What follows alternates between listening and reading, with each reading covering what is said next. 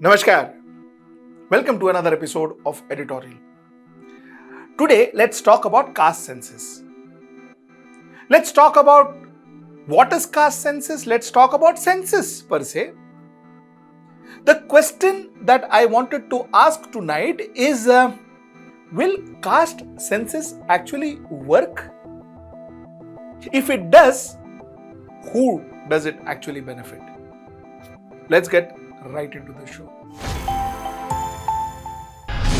In India, they say we don't cast our votes, but we vote for our caste. It's a cliched saying. It's been said many times.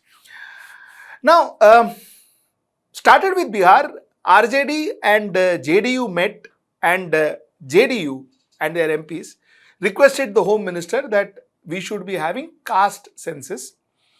Of course, each and every party supported them. They were supported by SP, Samajwadi Party in Uttar Pradesh. They were supported by Bahujan Samaj Party in Uttar Pradesh. Congress said that it is a good idea. So the entire opposition supported them. And this is one proposition that I guess every political party would want to support. Now, before I get into this politics and all, let's understand what is this caste census.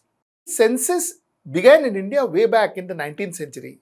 It is British, the colonial Raj, that they started census in India. Those days, they would have caste census because they wanted to divide India into castes, ensure that there is huge caste divide, ensure that there is no free flow of people from various castes with each other, because that would have united India. So for them, for the Britishers, it was very necessary to have caste census. So way back from 19th century, it started. Somewhere in 1937, somewhere in 1931, not 1937, 1931, the last caste census was published. After that, caste census was never published in India. But till 1941, British continued to collect that caste census, but never published it. Census happens every 10 years, we all know. Now, this is the story of caste census. Now, our political parties say that, Baba, listen, let us have this caste census once more, because if you have caste census, then you can actually help backward classes. That is what the political party claims. So that is why they say we should have caste census. We should know how much of who are there in this country. Till now, the way census was done is right from 1931 till now. Census would talk about scheduled caste and scheduled tribe. That the census would show the figures, not other backward class, but only scheduled caste and scheduled tribe. According to the census, 15% of the population of India is scheduled caste and 7 to 8% of the population of India is scheduled tribe. So this was it. Now let us talk about other backward class. Let us first get this definition and all out of our way, and then we will come into the analysis part of it. So in India, they say we have 2,633 different communities who are listed under other backward classes, and this list is created by the central government, the union government as on now. So 2,633 backward class. Now, you see, let's get into the genesis of other backward class. You see, in 1979, during Morarji Desai's government, now mind you, in 1979, we had two prime ministers, technically. One was Morarji Desai till July, and then was Charan Singh after July. Morarji Desai party was called the Janata Party. Charan Singh's party was called the Janata Party Secular. So, during the Morarji Desai regime, Morarji Desai had appointed a socially and educationally backward class commission, which was headed by B.P. Mandal. He had appointed this commission to study the socially and economically backward class and give him the numbers. So this was the Mandal Commission, the famous Mandal Commission. Now in 1990, when Mr. V.P. Singh was the Prime Minister, he implemented this Mandal Commission, and you know what happened. India was almost on fire. VP Singh implemented this Mandal Commission, and it was VP Singh in 1990 that came up with this term called OBC, Other Backward Class. So this is the genesis of other backward class. Now, that being said, the census, though a lot of political parties even then wanted the census to happen every 10 years of the other backward class, the census never listed other backward class or put figures to the other backward class in terms of numbers. So this was the story. Now, let's look at this entire thing from a political perspective. The Marathas in Maharashtra, the Patidhars in Gujarat, the Jats in Haryana, the Gujjars in Rajasthan, the Kapus in Andhra Pradesh, all these communities are looking for reservation. So it was not just about the Marathas in Maharashtra or the Gujjars in Rajasthan or the Patidars in Gujarat agitating. Their agitation was actually causing a lot of problems for their respective state government. They were actually destabilizing the respective state government. Therefore, it was creating a lot of political insecurities. Let's look at the May 5th court verdict for the Maratha reservation. The Supreme Court said on the 5th of May, the Supreme Court said, Baba, listen, the ceiling is 50%. You cannot go more than 50%. You cannot give reservation for more than 50%. Number one. Number two, to classify a particular community as OBC or social and economic backward class, all these are left to the center and not to the state. The state cannot classify a community as OBC or social and economically backward class. That the state has no power. So it is the center that has to classify that. And that is according to the Amendment 102. Now let us talk about the 102nd Amendment Act. According to 102nd Amendment Act, the power to decide as to who is OBC, to list the OBC, that power is with the center. The center can decide that this is OBC, the center can certify them as OBCs.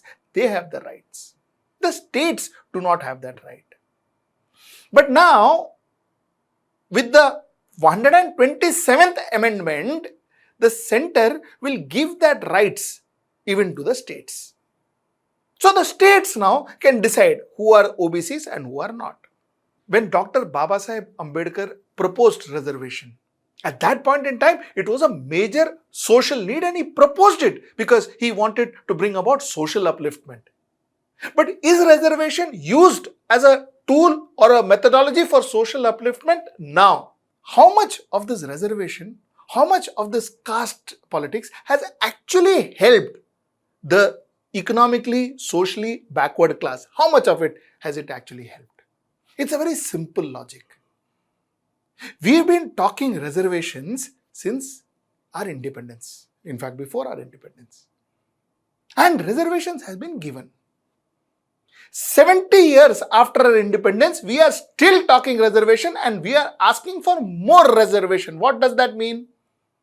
That means that all the reservation that we gave for last 70 years has actually not worked for the real socially and economically backward class. It has never worked. It has been always used as a political weapon. It has been used as political tools. But the fact remains that it has not helped the actual socially and economically backward class. It has never helped. Isn't that a simple logic? Because if reservation would have helped, today we would have talked about reducing reservation rather than increasing reservation, because we would have said, "ठीक है, हो गया, इतना then people have been uplifted, so many economically and socially backward people and families and communities have been uplifted, so now we reduce the reservation and we go further." But no, it has not. We are still talking about more reservation, which technically means that whatever has been given till now, that is 50%, has not worked. I am not against reservation. I am never against reservation. But what I am against is the way reservation is used to ensure that health, education, jobs, these priorities are kept behind, and just the caste card is used. Before I end my editorial, I've got a very interesting story for you. A short story, but a very interesting story for you. You see, in Madhya Pradesh, all parties are one in this. In Madhya Pradesh, all parties came to put together, and they are releasing a booklet, a 38 pages booklet. Okay, in this 38 pages booklet, they are going to list words that cannot be used in the parliament, which is non-parliamentary words. I found these words to be very funny. Okay, now mind you, this book has been launched by the Chief Minister of Madhya Pradesh, Mr. Shivraj Singh Chauhan. It is also co-launched by Mr. Kamal Nath, the leader of the opposition from Congress, and also the Parliamentary Affairs Minister Narottam Mishra, and the speaker, of course, Girish Gautam. So all these people, all the opposition, everybody came together and launched this book. And the interesting part of this book is, there are around 1,600 words that have been considered unparliamentary and therefore banned to be used inside the house. I'll tell you some of these words, very interesting. You can't use the word Pappu inside the parliament because Pappu is insulting. So it is banned. You can't use the word Mr. Bantadar. Bantadar technically means spoil sport, I presume. So you can't use that word. That is against the law because Bantadar was, I think Digvijay Singh was called Bantadar. Okay, you can't use the word dhongi. You can't use the word dhongi. You can't use the word nikamma. You can't use the word chor. You can't use the word bhrasht. You can't use the word tanasha. You can't use the word gunde. You can't use phrases like jhoot bolna. You can't use phrases like vyabhichar karna. You can't use words like sasur. I don't know what that means. And you can't use words like ventilator. So all the parties put together and they said, listen, let's compromise karte. Ye sab words, ventilator and all, you can't use. So if you have to say that, there has been no ventilator available, you have to say, wo oxygen dene wali machine, wo available nahi hai, but you can't use the word ventilator. And if you want to say that somebody is Tanasha, so you have to find another word for it. So that's the idea. I find these politicians very funny at times. Anyway, till I see you next time. Namaskar.